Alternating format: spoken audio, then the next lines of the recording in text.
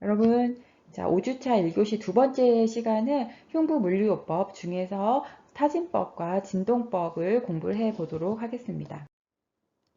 자, 먼저 타진법입니다. 타진법 퍼커션이라고 하죠. 여러분들 악기 중에서 퍼커션 있죠. 이렇게 탁탁 치는 악기, 퍼커션이라고 하는데요. 이런 이제 환자에게 적용을 하는 물리요법 방법 중에 타진법에 대해서 보도록 하겠습니다. 이제 목적은 분비물, 가래라든지 이런 것들이 기도에 붙어 있거나 폐에 붙어 있거나 이러면 이제 퍼커션을 통해서 이제 탈락이 돼서 이제 기관이라든지 더 이제 굵은 기도 쪽으로 이동을 시키기 위해서 타진법을 실시를 하게 되겠고요. 그래서 타진법을 실시를 하면 탈락이 되겠죠. 분비물이 탈락이 돼서 분비물이 쌓이는 것을 막기 위해서 타진법을 시행을 하게 되겠습니다. 그래서 우리는 이제 절차를 확인을 해 볼 거고요. 이제 필요한 물품이라든지 보면은 우리가 이제 포지션 드레이네이지에서 봤었지만 이제 베개라든지 이런 게 필요하게 되겠고 이제 흉부 물리요법을 통해서 가래라든지 이제 객담이 배출이 되면 그 객담을 받을 용기 그리고 닦아내야 되니까 휴지라든지 휴지를 사용하고 곡반에도 1차적으로는 버려야 되니까 곡반 그리고 청진기가 필요할 수가 있겠고요. 또 필요시에 타진 기구 이제 퍼커서라고 해서 작은 타진 기구라든지 그리고 가래를 뱉어내거나 이러면 구강 안에 이제 뭐 텁텁하거나 구강 간호가 필요할 수가 있겠죠. 그래서 물이 필요하게 되겠습니다. 간호 기록지와 사용한 폐기물을 처리할 일반 의료 폐기물 전용 용기가 필요하게 되겠습니다. 이제 대상자 준비 부분에 보시면요. 이제 타진법, 이렇게 환자 몸을 타진을 통해서 때리는 거잖아요. 그렇기 때문에, 이제 체스트 부위, 가슴 부위를 이렇게 이제 타진을 하는 거기 때문에 늑골, 립이 골절이 된다든지 이제 골다공증이 있으신 분들 같은 경우에는 뼈에가 이렇게 촘촘하지가 않죠. 그래서 타진법을 실시하다 보면 이제 뼈에 금이 가거나 할 수가 있어요. 그래서 골다공증이 있다든지 폐색전, 이제 폐색전이라고 하는 것은 이제 폐에 공기라든지 이런 색전 증상이 있으신 분들 이제 안정 상태에서는 이제 폐에 공기가 들러붙어 있다가 우리가 타진을 하면 이 폐에 공기가 떨어져 나와가지고 다른 혈관을 막는다든지 하는 일이 발생을 할 수가 있어요. 그래서 폐색전이 있다든지 이제 흉통이라든지 뭐 흉곽 수술한 후에는 타진법을 하면 안 되겠죠. 봉합한 꿰맨 부분들이 뭐 터질 수도 있겠고요. 그리고 출혈 경향이 있거나 출혈 경향이라고 하는 것은 이제 조그만 작은 자극에도 출혈이 생길 수가 있는 질환들이 있을 수가 있죠. 뭐 혈우병이라든지 그리고 항응고제를 이제 치료받는 환자분들 같은 경우에는 이제 응고 장애가 있으신 분들 있잖아요. 응고 장애가 있다는 거는 뭐냐면 지혈이 잘 안 된다는 의미예요. 그래서 이런 분들 타진법을 해서 혹시라도 이제 블리딩, 출혈이 생기면 걷잡을 수 없이 심한 상태로 응급 상황이 될 수가 있기 때문에 이런 분들 같은 경우에는 금기가 되겠습니다. 그래서 대상자에게 목적과 절차 당연히 설명을 해서 불안감을 감소시켜야 되겠고 이제 대상자의 흉부를 청진을 해서 뭐 타진법이 필요한 부위 또는 X선 촬영을 통해서 타진법과 이런 게 필요한 부위를 이제 확인을 할 수가 있게 되겠습니다. 수행 절차를 보시면요. 우리 앞서서 1번에서 4번까지는 동일한 수행 절차예요. 그래서 이제 이쯤 되면 여러분들이 외우셨을 것 같아요. 손위생, 간호사 소개, 환자 확인, 목적과 절차를 설명하는 것까지는 어떤 이제 간호 수행을 하든지 동일한 대부분 이렇게 1번에서 4번까지는 동일한 거니까 여러분들 이제 머릿속에 입력을 이제 완전히 끝내셨으면 좋겠고요.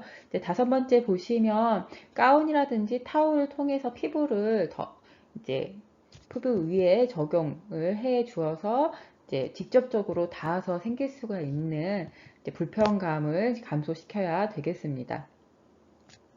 이제 엄지손가락하고 나머지 손가락을 붙이고 그리고 손을 컵 모양으로 만들면 되겠죠. 그래서 이제 손바닥으로 탁탁 때려 내려치는 게 아니라 손을 컵 모양으로 만들어서 이제 달걀 하나 정도가 들어가 있다 생각을 이제 하면 되겠고요. 그래서 컵 모양으로 오므리고 양쪽을 리듬감 있게 움직인다고 되어 있습니다. 그래서 송 안에 있는 공기하고 흉부가에 이제가 부딪히고 이 공기를 통해서 흉부으로 이제 진동이 전달이 돼서 탈락이 된다고 이제 이론적으로는 하고요. 그리고 이제 손과 손가락을 구부려서 아까 말씀드린 것처럼 달걀 하나가 있는 듯이 구부린 다음에 이제 손목을 이완시켜서 힘을 빼고 리듬감 있게 톡톡톡톡 이제 쳐주면 되겠습니다. 이제 분비물이 많이 이제 보이는 부분은 1, 2분 동안 타진을 한다 이렇게 되어 있고요. 이제 손을 이용을 해서 타진을 하기도 하고 또는 이제 타진 기구를 이용을 해서 이제 성인과 그리고 소아, 영아 사이즈가 다 다르죠. 폐의 사이즈가 다르기 때문에 타진 기구를 이용을 해서 타진법을 실시를 할 수가 있겠습니다. 이제 양쪽 손을 번갈아 가면서 톡톡톡톡톡 리듬감 있게 쳐 주어야 하겠고요. 이제 환자에게 숨을 깊이 들이쉬고 내쉬도록 말씀을 드려야 되겠습니다. 그리고 이제 굉장히 분비물이 시크하다고 하죠. 찐득찐득한 부분을 같은 경우에는 타진법만으로도 이제 제거 탈락을 시킬 수가 없으니까요. 이제 다른 뭐 진동법, 진동 기계를 사용을 한다든지 이제 그래야 되겠고요. 그리고 우리가 심호흡을 통해서 환자를 이제 편안함을 유지를 해 드리는 부분도 있겠고, 또 이제 호기하고 흡기 중에 이제 수행을 할 수가 있고, 이제 교대로 수행을 해 주게 되겠습니다. 앞에서 봤던 것처럼 이제 그 금기가 되는 상황들과 함께 뼈 돌출 부위라든지 이런 부분은 타진하지 않거든요. 뼈 돌출 부위에는 뼈의 진동이 느껴져서 타진을 하면 진동이 느껴져서 불편감으로 느껴지기 때문에 뼈 돌출 부위는 타진을 하지 않고요. 그리고 또 뭐 가슴이라든지 흉골이라든지 척추, 신장 이런 곳들은 타진에 의해서 손상을 받을 수가 있는 부위이기 때문에 조심스럽게 접근을 해야 되는 부위가 되겠습니다. 폐 타진 후에 이제 심호흡과 기침을 다시 한번 격려를 하게 되겠고요. 이제 11번에 보시면 호흡, 음의 변화가 있는지 청음도 해야 되겠고, 이제 손위생과 이제 간호 기록을 통해서 이제 마무리를 하게 되겠습니다. 그래서 여기서 핵심 포인트 타진법을 할 때 컵 모양으로 손을 이제 만드는 것. 그래서 이 공기를 생성을 시켜서 진동으로 인해서 폐 기관지에 부착된 분비물이 탈락한다는 것들 이제 포인트로 알고 계시면 되겠고요. 앞에서 봤던 골절이나 출혈 경향성을 가진 분들 같은 경우에는 이제 금기가 되겠고 적용을 하면 안 되겠습니다. 이어서 진동법을 보도록 하겠습니다. 이제 바이브레이션이라고 하고요.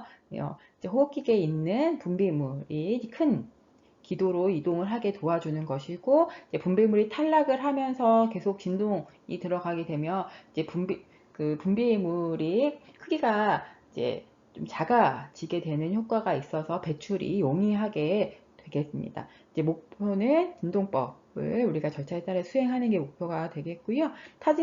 타진법에 적용되었던 물건들하고 동일한 물품이 필요하게 되겠고요.